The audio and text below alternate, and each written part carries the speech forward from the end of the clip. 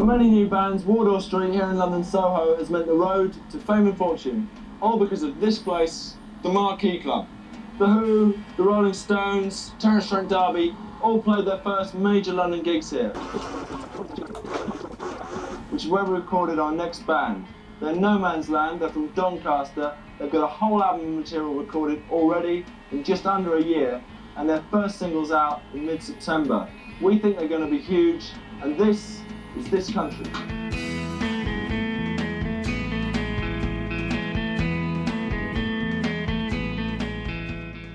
We were so close to something, quite substantial in terms of genuine success, which is so difficult to achieve.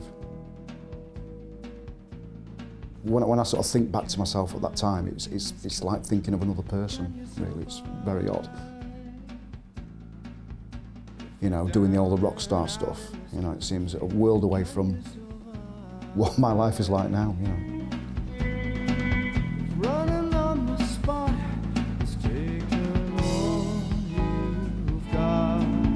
With the way things are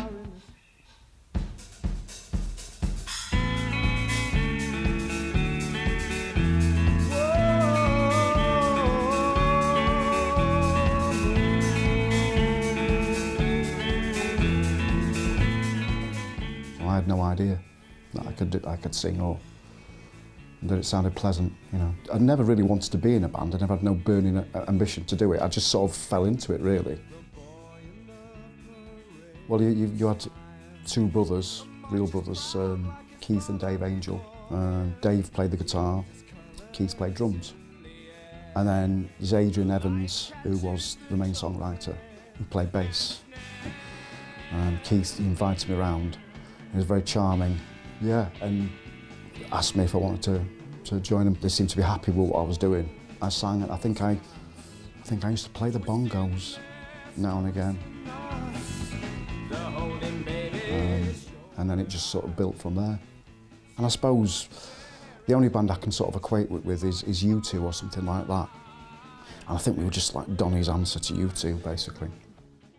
Second-hand clothes, I'm walking around in.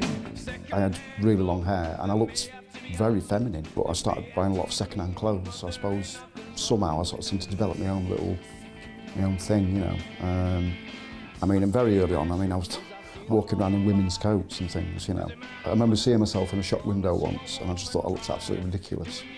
I remember putting this coat in the bin there and then. Thinking that, I'm not doing that again, I'm not wearing that again. But within 6 months instead of getting rejection letters, we got offered 4 recording contracts. We got offered a deal from Chrysalis, Iron Records and Go Discs, and we went with Go Discs because they seemed to be, a little bit more down to earth. And when they came up to Doncaster to actually, to sign it and everything with us in a local pub. But and it was a significant record deal. I think it was something like £100,000 over like 4 or 5 album deals. Who knows what that figure would be now. We were going to put the album out. We were going to make sure it wasn't too expensive, and we were going to sort of thinking about the fans type of thing. But then you sort of sat round the pool, drinking cocktails, discussing what your first single's going to be. I just thought maybe it was a bit fake, not in keeping with what we were saying.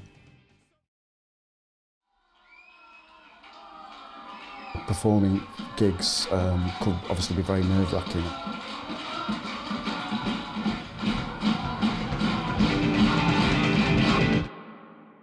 I started to develop a lot of anxiety towards doing gigs and stuff like that, and probably coping with it by drinking more to feel in the mood, to feel like I could do it and stuff like that. So I was probably going downhill a bit.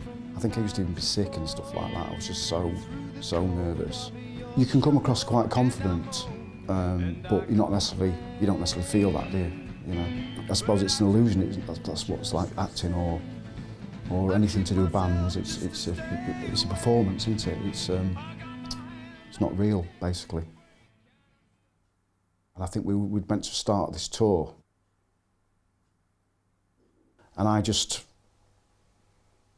think I took off with one of my mates. I think we drove down to Scarborough, and I wasn't in, basically, when they come to call for me. I was in Scarborough with my mate. So, and I more like basically just ran away from it. You know, it was too much, and I just couldn't handle it. Became from somebody who was reasonably confident to somebody who was just terrified of going out, and, going outside. I don't think people talked about mental health. I don't think it was a thing. It was just basically shut up, man up, get on with it. I affected 3 other individuals' lives. It was a massive, sort of weight on my shoulders. Really, I was aware that I stopped them pursuing their dream. I'm safe in your arms again. Should be good fun.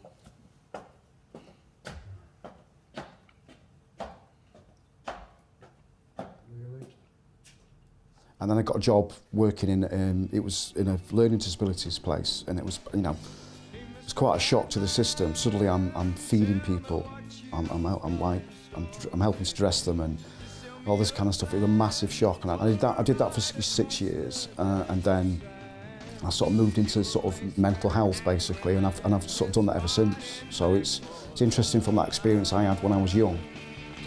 And obviously, since then, I've worked with all sorts of people who've experienced anxiety and them kind of problems. And it's I guess it helps when you've been through something yourself when you're young.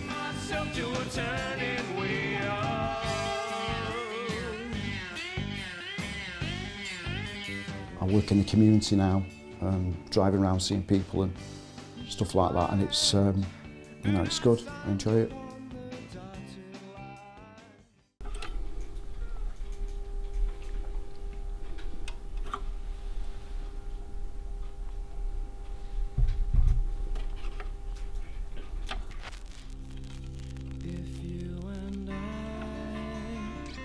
Start again, we'd cast aside this fight for wealth and the resources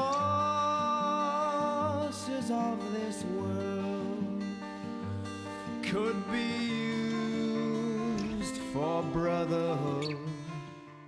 I sometimes think, I wonder if I'd have a nice little place in California, a little condo in overlooking the mountains. But in terms of what I've done with my life, I haven't got any regrets about that, because I think, like I say, you learn everything that happens, no matter how bad it is or good it is, you learn from it, and I think it can make you a better person. For us to climb, we're worlds apart.